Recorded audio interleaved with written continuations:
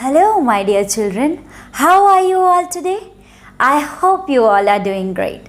So, children, for today's English lesson, we are going to start a new chapter from your English supplementary reader book, An Alien Hand. And this chapter is going to be the story of the tiny teacher you might have known. No, I'm not talking about myself here. I'm not the tiny. Maybe not other organisms also like fungi and bacteria, but a tiny teacher that we have seen with our naked eyes. Okay, that we can see with our naked eyes.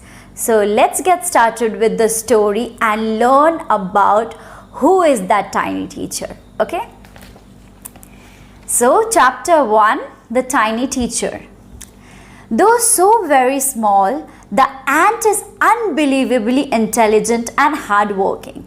Okay, so they're very small creatures. Now we know whom are we going to read about. We are going to read about ants. They are very small, right? But have you seen them work day and night?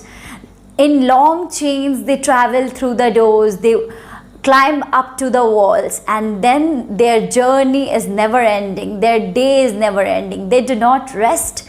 They are so much hardworking. They are unbelievably intelligent, right? They are very wise. They are very intelligent. They plan a lot of things. Our parents often tell us now that you need to be hardworking like ants because they work so hard. They put their all in our work, right? They put all their efforts in their work. Now, among the various kinds, the commonest ant is black or red. You will most commonly see black and red ants, right? The other breed or the other colors are rarely found. So the most commonest means the commonest actually, not most. We don't use most with commonest. So only commonest. The commonest ant are black or red ones. Ants live in a comfortable homes called ant hills. You might have seen at places there is mound of sand or mound of some dirt, right? And into them there are tiny holes. So they are the nesting place of this ant. Those mounds are actually their homes, the homes of the ants. Okay, now let's get started with the story, with the text reading. Name the smallest insect you have seen and the wisest. Can you name it? Okay, you can at least, no? Try. Is it the fly? Have you seen the fly? Do you think they are the intelligent? They are the most intelligent and the wisest? No, it isn't. Is it the mosquito? Yes, they bite us a lot, na? They give us so severe stings. Okay, no, not the mosquito. Then it must be the worm. Are the tiniest and the most intelligent creatures on this earth the worms that actually creeps on the ground and sometimes climbs on the wall, the slow lazy creatures? Let's see. No, none of these. It is the ant, the commonest, the smallest, but the wisest insect. Okay, so they are very intelligent, they are wisest. Okay, they have so much of knowledge, they have so much of dedication in them. They are the smallest and the commonest. Commonest means what? We can find them almost everywhere. The story of an ant's life sounds almost untrue, but people have kept ants as pets and have watched their daily behavior closely. So if some people would not have kept ants as pets, we would have not known anything about ants. Okay, everyone must have thought that their story is very much exaggerated. Exaggerated means a lot have been told about ants, that they are hardworking, they are intelligent. Okay, but it seems as if it is untrue, because how can ants, such tiny creatures, be so hardworking? How can they have so much of intelligence within them? How is that possible? But yes, because some people have kept ants as their pet, so we know this, that they are the wisest and they are the tiniest creature, hardworking creature that's on earth. So we know a number of facts about this tiny, hardworking and intelligent creature. So we know a lot of things, a lot of facts, because some people had kept ants as pets. Now moving to the next paragraph. An ant uses its feelers or antennae to talk to other ants by passing messages through them. So have you seen ants crossing each other while on their way? Means when they come together, when they travel on walls or when they walk on walls, they have crossed each other, right? While doing that, what they do, they communicate through their antennae or feelers. These feelers are animal organs which are helpful in testing things by touch. Okay, we touch by hands, we feel by hands. Similarly, these ants feel it through their feelers, through their antennae. They touch things through their antennae, and then messages are passed on to the other ants. So it's a good way of communication, right? Touching through feelers and communicating your messages. So this is the way they talk to each other. Watch a row of ants moving up or down the wall. You must have noticed this. This is the common sight we have seen at our homes, right? They walk, they crawl up to the wall, and then while they come back, each ant greets all the others coming from the opposite direction by touching their feelers. Like we shake hands, they communicate, they greet the other ants who are coming from the opposite direction by touching each other feelers. Okay, these feelers are antennae, they're antennas. Now, there are many kind of ants. So let us read about them. The commonest among them are the black or red ones. I already told you about this, that the most common ants that we can see around us are black and red ants. We have seen them since we were children. You are children. You were not were children. You are children right now. So you must have seen it almost everywhere, but haven't paid enough attention to them. Did you? Did you pay attention to their movement? Did you pay attention to where they were going, to their ant hills or somewhere else to meet their friends? No, I don't think you observed it. Where do they live? This you might have known because you might have destroyed a lot of their homes. So, yes. So, where do they live? In their comfortable homes called nests or ant hills. So their home are called ant hills or nests. These nests are usually a mound of earth. You will see a heap of earth in which tiny holes are dug so that they can enter into their homes, right? So this ant hill is the most common site you will find where these ants are in most of the population. Okay, the population of the ants are greater in that place. You can find ant hills there only. Each has hundreds of little rooms and passages. So each ant hill, each nests have hundreds of rooms and passages. Passages means what? To enter the rooms, you have a lot of doors. Like in our house, we have a lot of doors to enter. Similarly, they have a lot of doors. They have a lot of holes to enter into their rooms, into the nests.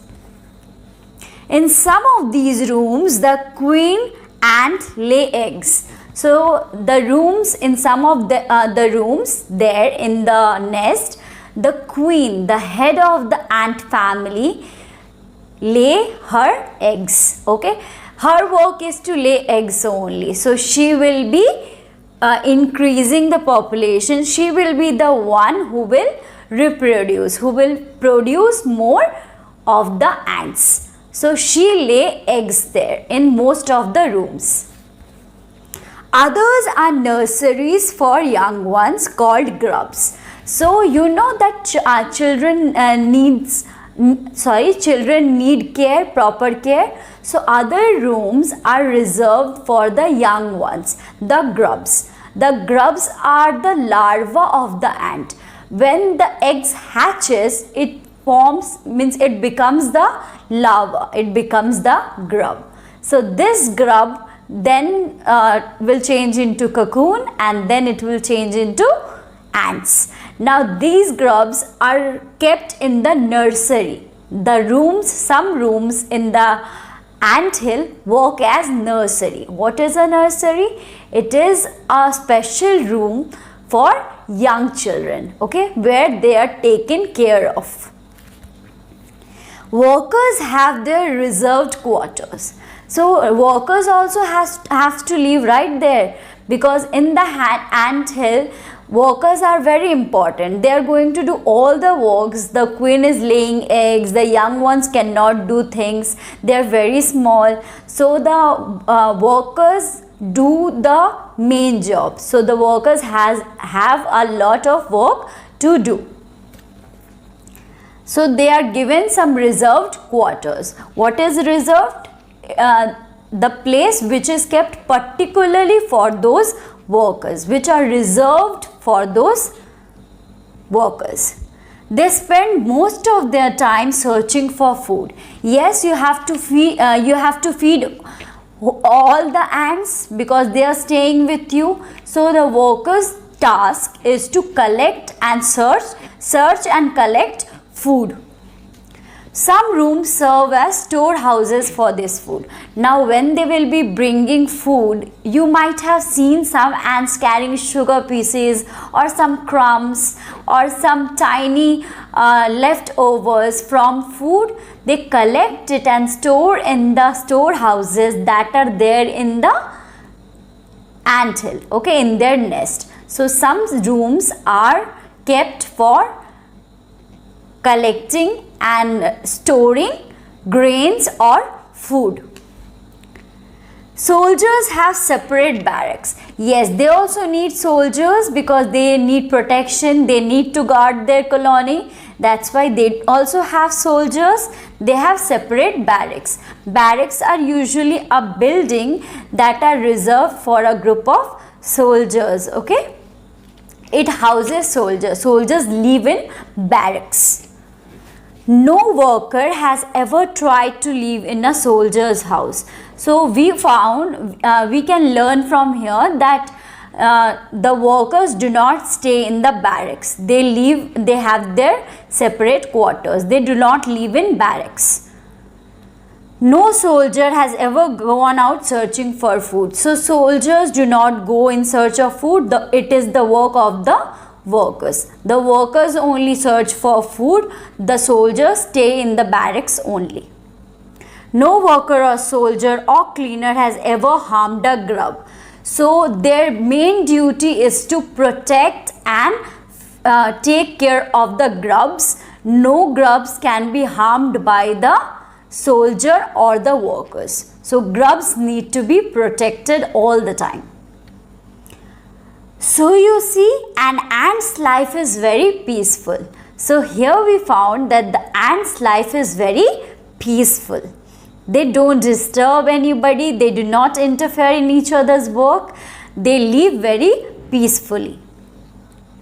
Each does its share of work intelligently and bravely and never fights with other members of the group. So you will find that each ant does their work very peacefully. They do not get into quarrels. They do not involve themselves into fight with other members of the colony. Okay, other member of the group. They live together very peacefully, and the rules are never broken. Some rules are meant to be followed. It is never broken.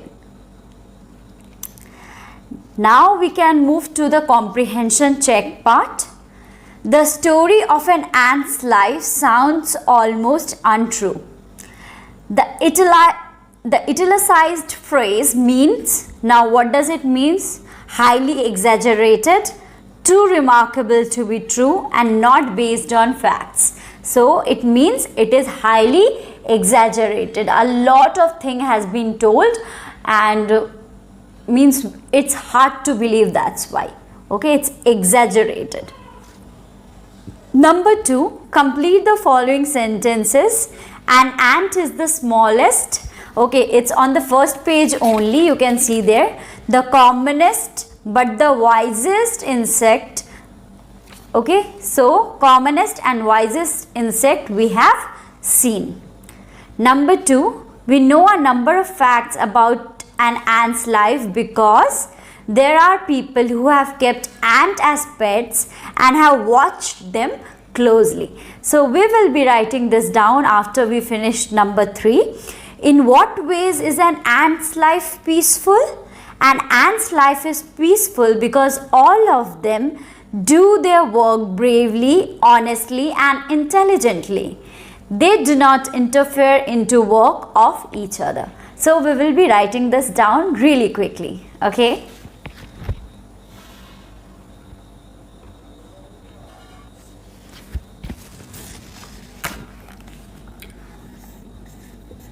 Comprehension check.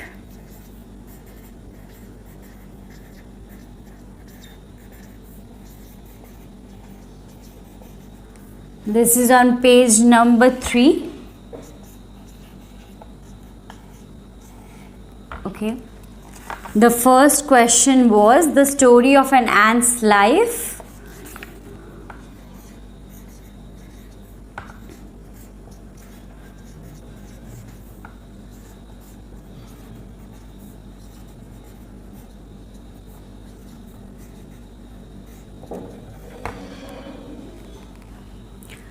Sounds almost untrue.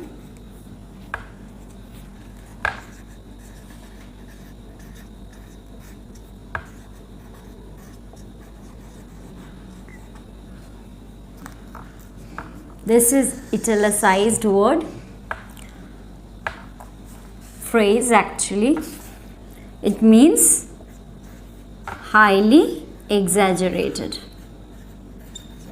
The answer will be 1, highly exaggerated.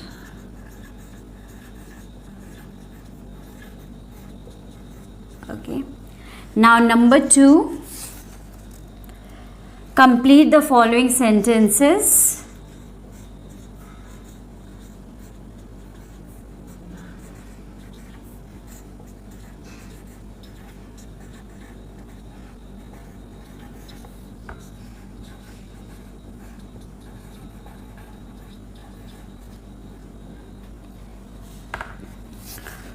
Number 1, an ant. An ant is the smallest.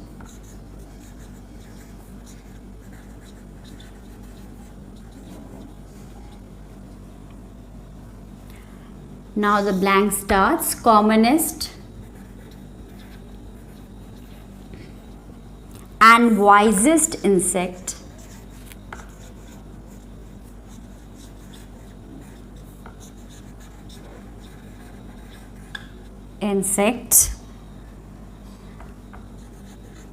We have seen. Number 2, we know a number of facts.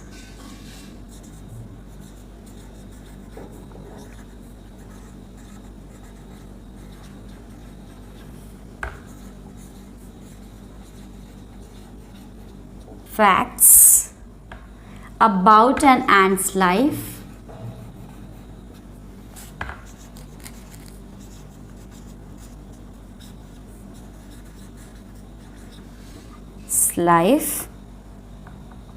Because, what is the reason? Because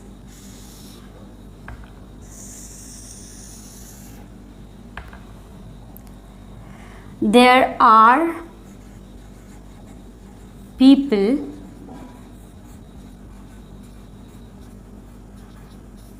people who have kept ants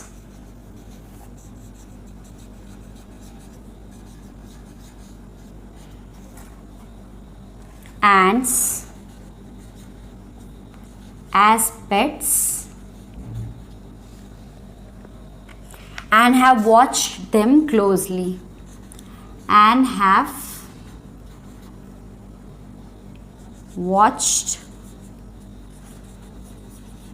them closely. Okay, so here is the second answer.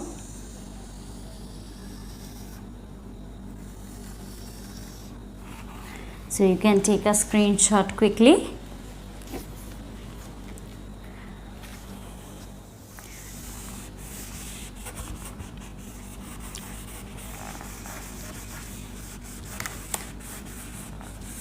The third answer. The third answer of comprehension check now.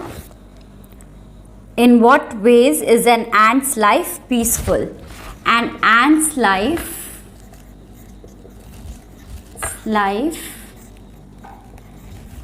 is peaceful because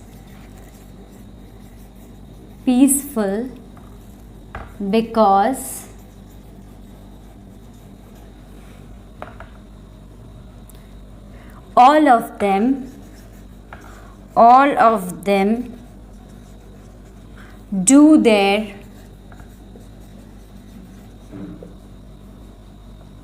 work bravely, honestly, and intelligently.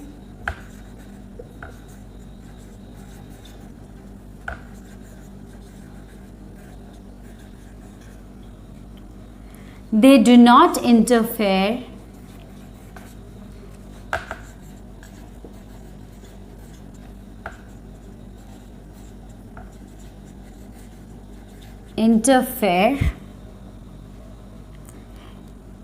into work of each other, into each other's work. Okay, so this is the answer. An ant's life is peaceful because all of them do their work bravely, honestly, and intelligently. They do not interfere into each other's work. Okay, so here we finish the comprehension check. Now let's move to the next part. The queen ant has a pair of wings which she casts off before she begins to lay eggs. Okay, so the queen ant, who is responsible for the reproduction, for producing the young ones, she has a pair of wings. Okay, she is the ant with pair of wings. 2 wings, means one on each side, which she casts off before she begins to lay eggs. So casting off means what? She throws it off. She removes it when she has to lay eggs. Eggs hatch and become grubs. Grubs change into cocoons, and cocoons break to bring forth complete ants. So this is the process in which insects usually grow and develop and become an adult, right? So we have also heard this process in the reproduction, in the growing of the butterfly. So here also we see first the egg will hatch, it will break first, then from it the grubs will be born. Grubs are tiny larvas of the ants, and then these grubs turn into cocoons. An outer covering is formed into these larvas. They are protected by that outer covering. Cocoon is formed. Then again that cocoon, means that outer layer of covering, breaks open, and then the adult ant comes forward, comes out of it. The life of an ordinary ant in the Anthill is a book which many of us seldom open. So we have never observed ants. So what happens in that anthill is still like a book which we don't want to read, which we don't have time to read. So we have to wait and we have to get ourselves into the life of ant. Now let's read the other stanza. The queen is the mother of the entire population of the colony. So every colony has one queen. She is the mother because she has produced them. She has laid eggs and then the ants have come out of the cocoon. Okay. It lives for about 15 years. So the life is not that long. The queen lives for almost 15 years. It has a pair of wings. I already told you about it. They have a pair of wings, but bites them off after its wedding flight. So what is this wedding flight? Let us know in the other lines. This flight takes place on a hot summer day. So this it's a summer day and she will be flying up. Okay, how will she fly? The queen leaves the nest and goes out to meet a male ant. So because she had wings, okay, now she could fly up in the air, and then she leaves the nest and she goes out to meet a male ant or drone. The male ant is also called drone, high up in the air. So where does she go? She meets the drone in very high sky. Okay, she goes in high up in the air.